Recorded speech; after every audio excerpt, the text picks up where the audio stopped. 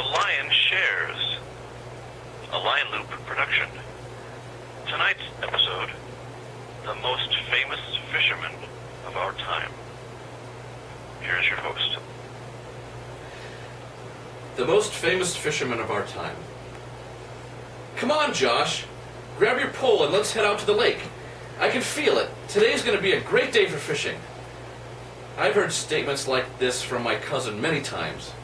He would either ask while we sat on the porch after a meal or call me at home or at work. I would join him when I was able, and he was usually right. It was a great day for fishing. There were so many times when I did not catch anything. Oh sure, a stick fish now and then, but I was always the luckiest with my cousin, Gabe. I caught a few giants that gave me great fights while we fished together over the years. Gabe would usually catch one fish every time we went out. He just knew where they were. That was one of his fishing talents. No one I know will pass his local or statewide records. Sometimes we would clean and freeze our catch, saving them for a supper or breakfast up to a year in the future. Rarely would we cook them there at the lake. We would bring them home and dip them in a sea of olive oil and flour, or give our fish a shot of lime juice with a beer chaser before their last swim in our stomachs. Gabe was happiest in a boat on the lake. He lived to cast a line and had a talent for the art of fishing. He was serious when needed, especially in competitions, but he was also silly. Sometimes, when he felt like it, he would name his newly caught wriggling fish and give it a kiss before placing it on the submerged chain holder or gently releasing it back to navigate towards its home. Sometimes he would say that the fish was going back to watch TV or call his girlfriend. He was silly that way, but it was funny to me. There were times when the camera was packed, when we took pictures of the area, especially when it was our first time and possibly only our only visit. He has small albums full of places we visited or shots of some of the great fish we took while away or caught in our favorite lucky spots. While I write this, I am looking through some of our old photos we took with those old cameras. 110mm, 35mm disc, Instamatic, and those recent disposable ones. We did not get into the digital pictures, we're cheap. These pictures make us think of all the times I was happy to get this call, and a few times I was grudgingly went fishing but was rewarded. We took some great rides, and a few times I was so tired I didn't know if the sun was going up or coming down. I only saw stars. I will miss those early morning or after supper calls and short strolls or long adventures in our beat-up cars. Sadly, I write my cousin's eulogy, realizing today that I will never hear his voice again. Now, I am the keeper of these secret and lucky spots where fish seem to hide no matter what the weather was like or if it was morning or night. I will still fish there with his kids, my second cousins, but it will not be the same. I hope Gabe will be looking for us, using whatever power he may now have to lead us to the big fish, smiling when his son and daughter struggles with their first catch of that new day.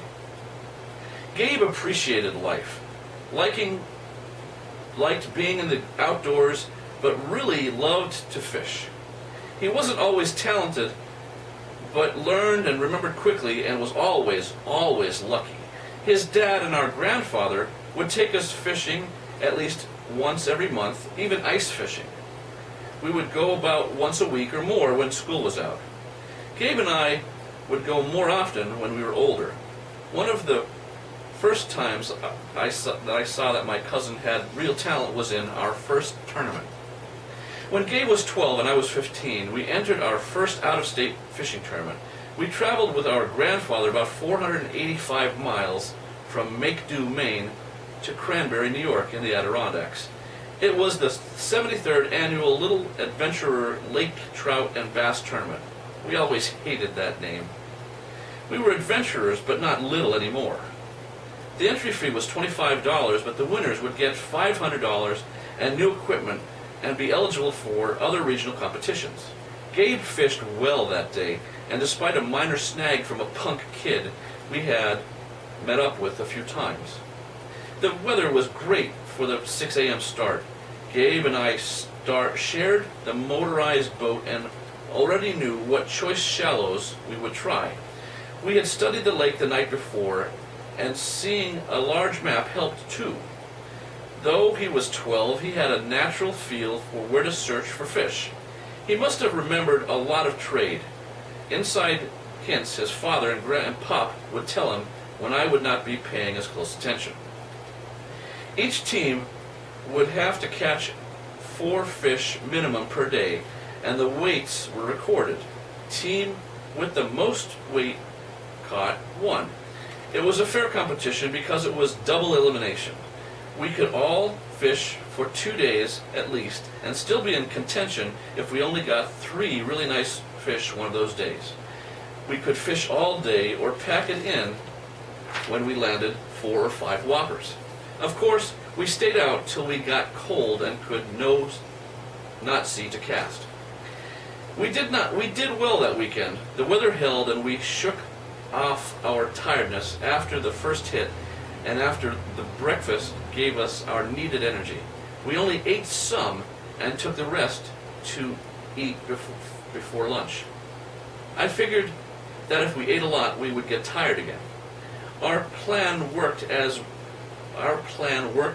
we, like the fish, nibbled a little throughout the day.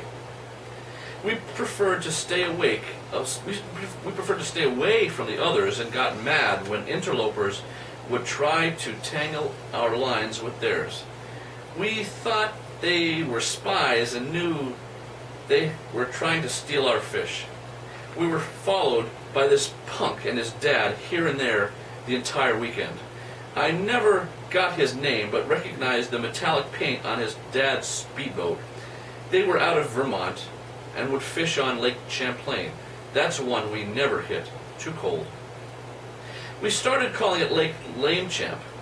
The punk kid had some remote-controlled device that was supposed to lure fish to the fishing circle around his boat. He told us once that his father invented it, and it worked using pheromones or something like that. We preferred our salmon eggs, corn, and night crawlers. We also had a few great feather and spinning lures. I saw it first, a weird hook, and what I thought was a tiny scissor-like device. I watched as this shiny silver cable undulated toward my 25-pound test line. It grabbed my line with the small dull hook and pulled it toward my boat. There was a glisten of sun, and then the tension of my pole and in my hands felt less like I had a fish on than nothing. Along with a nice stick bobber, I lost a good lure that day and decided to help my cousin, who was not doing as well as I thought. I had already caught 7 fish during the 3 days, and as the sun was thinking of starting its descent, I watched out for the return of that punk kid's contraption. He could have gotten disqualified and barred from competition, but Gabe thought it might be tough to prove it, being easy to get rid of the sneaky device. That young punk did not attempt to interfere with Gabe's luck. I was able to make a mean gesture at the punk when I caught his attention and his father was distracted by rippling water. I made the break you in two gesture, sporting the meanest and sincerest face I could muster without spoiling it with a laugh. The punk was smaller and looked younger than Gabe. He knew we'd kick his butt in fishing or if we met up with him later. Gabe and I won that day, and we went on to win 9 other tournaments until I was too old to compete with him. That summer, Gabe alone won $3,500, and we won ourselves a new boat that Pop had to sign for. Gabe was truly a lucky boy and fisherman that year. His luck with fishing would last his entire life.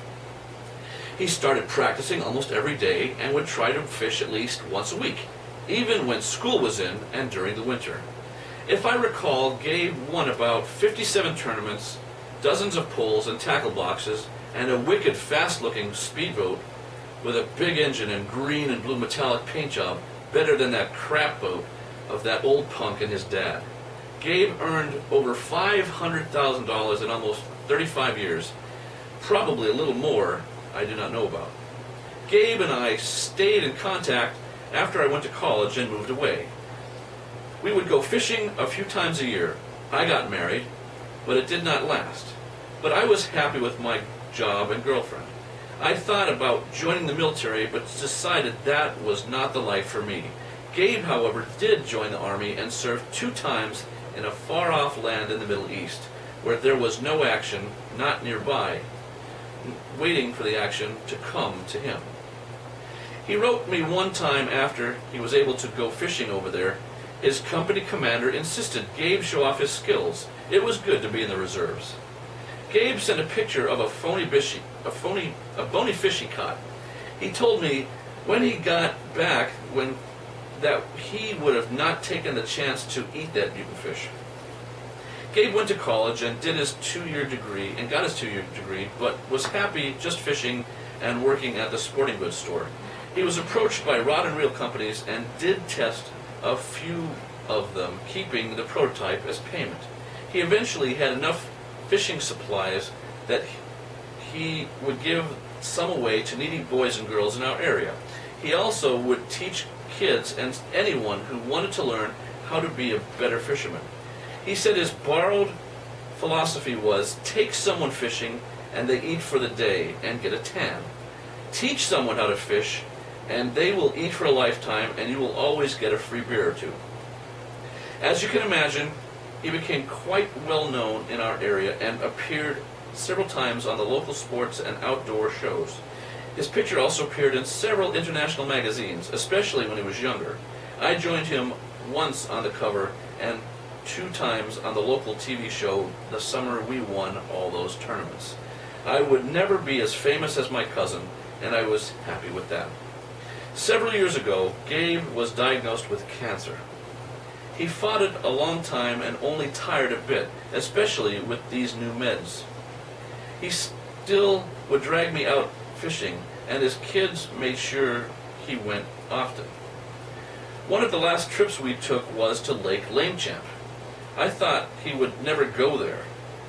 I watched out for that old punk and his dad's crappy boat.